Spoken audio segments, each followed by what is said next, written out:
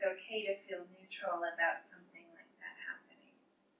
It is going to affect us because the event came out, that end came from a vicious place. Somebody within us in the human chain became the source of it. And it's mindless. So in that kind of event, we as human beings have three reactions. Either we get really upset and angry. Yeah.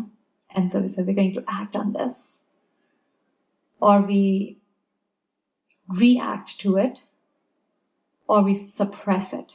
We try to numb it from our system so we don't have to feel that pain. And I find that we are becoming more and more numb to this event that's taking place in the human consciousness. Why do you think people are doing this? I mean, we always had guns. At least this country, yes. It was never like this before. What do you think is changing? What's happening? I think it's just like you said, it's like we're becoming more numb. So just like when it happens, you're numbing it, the people who are doing sort of the vicious things, they need something that's going to have a bigger impact so that they can feel whatever it is that they're wanting or feel like they're needing to experience. Would you agree? Mm-hmm. I was in Marjan's class Monday, and she spoke to something that I think could fit, but she was saying that almost what you're saying, when we that suppression of emotions, and we're not really taught how to face or acknowledge or feel certain things, and we just kind of keep it down there. And I think, once we bottle enough, we need some way to get it out. Sometimes it's something tragic like this. Yes. So Adora was addressing the people who are doing this. And if you find, you will see that more and more people who are getting into the state feel very disconnected with themselves. Yeah. This first mantra on the sheet that we chanted, this Om Namo Gurudev Namo, why do we do this? Think about it. If every morning, if it's not this mantra, it's something else. Yeah. If every morning you get up and create a connection with yourself, which is bigger and beyond you, that you know of yourself. Yeah. This is me, my finite self. I know my limitations. I know my possibilities. But there's something within me that is also that destiny aspect of me. Yeah? This bigger aspect of me. I don't understand it, but it is me. It is welcoming, it is warm, it is forgiving, it is all those things. And I can take 5 minutes in the morning and I can tune into me, into myself. And from there, I can relate to people throughout the day. There is a deep level of disconnect in our population right now. In fact, the more we are getting into an exaggerated entertainment-based, media-based living, the more disconnected we feel with ourselves. As long as there's TV going on, as long as there's entertainment, we're fine. But the moment we step out, we need somebody else in order to feel connected. Yes? Mm-hmm. But when you're by yourself, it feels very odd. When that state starts to get more and more crystallized in somebody's being, it will result in something distorted like this. It's almost like cutting, Cutting is becoming like more and more commonplace now. Teenage girls are doing that more and more. Why is that? They need to feel something. There is an adrenaline rush that happens, and they feel connected to themselves. They're even willing to take that pain. You see how distorted it is? What if you could find a way to feel so connected with yourself that it's not the other that you need to feel that way? You could feel that within yourself all the time. Does that even sound practical? Does it sound possible? Or does it feel like a philosophical thought? A concept? Oh, it's a great concept.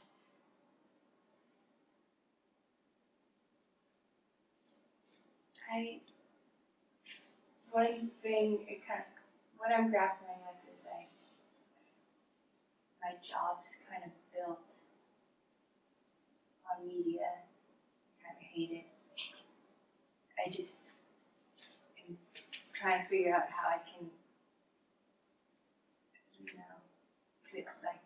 live, or I don't know.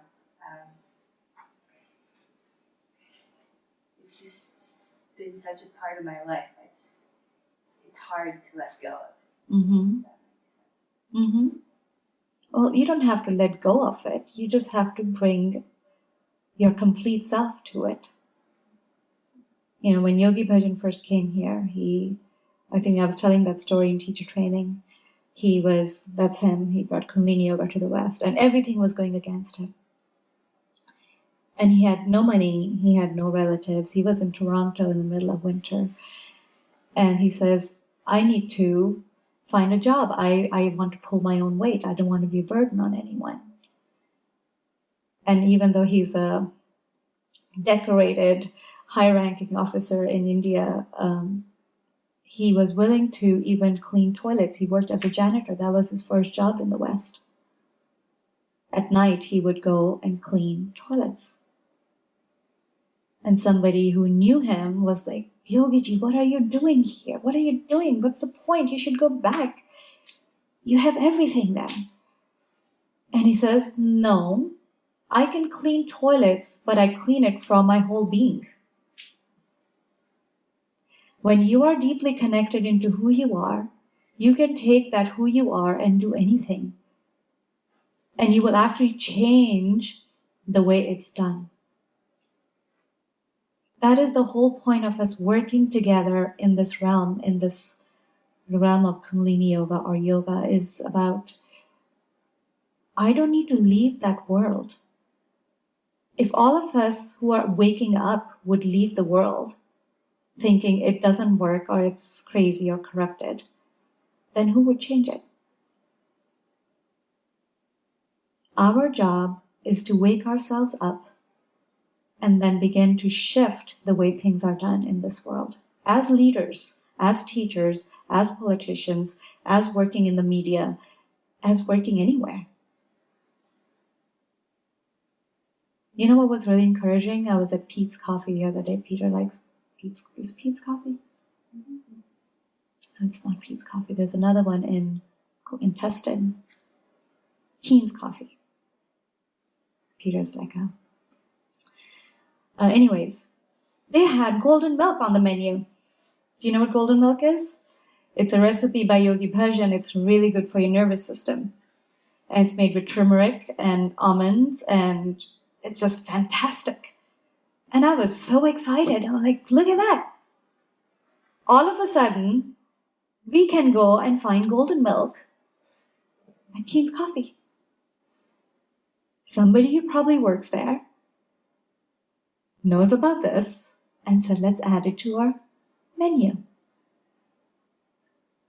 Now we can go to a coffee place and get golden milk, which is actually good for our nervous system, versus coffee, which is horrible for our nervous system. So the change is happening. Yeah. So it's not about leaving it, but if you can really work on building your idea of who you are and live in that as a whole, you will find a lot of your fears will leave you when you can speak up in that workplace and say, let's do this differently. But right now there's a lot of fear of speaking up. You probably see a lot of things that are happening which are not congenial for the humankind. It's more profit-based. Yes? That's the only reason you hate it, yes? Or is it another reason? That's big. But you have a fear yet of speaking up because you will get fired. Right? There we go. This is where Kundalini Yoga comes in. When you can build that strength from your navel into your auric field, you'll be able to speak it in such a way without fear that even if you have that consequence, you'll be fine with it. Because you know you, and you know you'll be secure no matter which job you get. But right now it's not there. Therefore, there is this division. That's what I meant. That when there's no separation between who you are and what you do, you can be yourself. Anywhere. But there is no need for fear. Don't let that pull you down. It is your job. If you are seeing it, it is your responsibility to change it. Period. That's the reason we don't want to wake up, do we?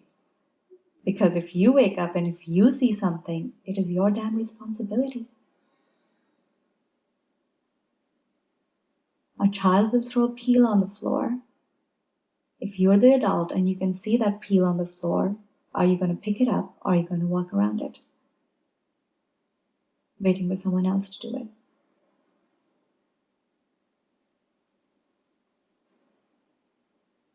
Tell me, Pick it up. how many would pick it up? I'd like to think of it. What is it? If you see that a child just is walking around eating a banana and just toss the peel on the floor, yeah? And you're walking behind, you see the peel on the floor, would you just get upset on the child, but just walk around the banana peel? I would make them pick it up. There you go. There you go. You would stop the child and you would teach them, this is not the way to do it. What if it's an adult? A big burly adult that could hurt you. That changes the whole thing. What would you do then? The answer, Say again? the answer is it depends. It depends. Yeah. We are trying to get away from the idea of it depends. Pick it up and say, "Don't worry, I got it." That's one way. That's one way. I avoid conflict, so I would Just pick it up and throw I it. would just not discuss anything with them. It depends on why the field was thrown. Yep. If it was the thrown in anger versus it was just a kid that was careless. It doesn't matter. The peel is on the floor and somebody could get hurt on it. And you're seeing this.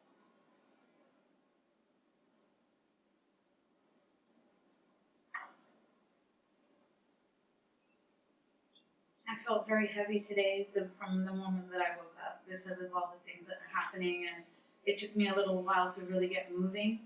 And this heaviness and sadness was a reaction to everything that happened. That because I was fighting through that and carried on with my day's activities, I started to meditate that it's my responsibility to vibrate even higher, because whoever I come in contact with, I don't want to be part of the heaviness. I want to be part of the other side of the lifting. So it really physically took an effort, a conscious effort to do that, just because I felt like so severe. What had happened was so severe. But that's what stayed with me all day long, is to the people that I come close contact with every day. If I can vibrate higher towards them, then we lift. And maybe that person was so fragile, they needed that too, but they just never met that person that was facilitating them in some way to lift up a little, you know? What would it take to change our vibration? This can't be an intellectual process. That you would be exhausted in 2 hours. Do you see that? Did you try doing it? Yeah, I mean, Right? I can hear it in the sigh. Yeah, I physically went, really pushed to do Yeah. it physically. because that's the tool, some of the tools that I know how to do it. Right. Um, Well, you learn another tool today, yeah. and you will see it'll shift it for you. So your job, well, how many of us are here? There are 12 of us in this room. Our job is to be able to create such a deep sense of stability within us, because literally there is an earthquake taking place in the conscious field. Do you understand that? So this is not a physical earthquake, but in the whole big conscious, humankind, collective conscious, there is a shaking up that's taking place.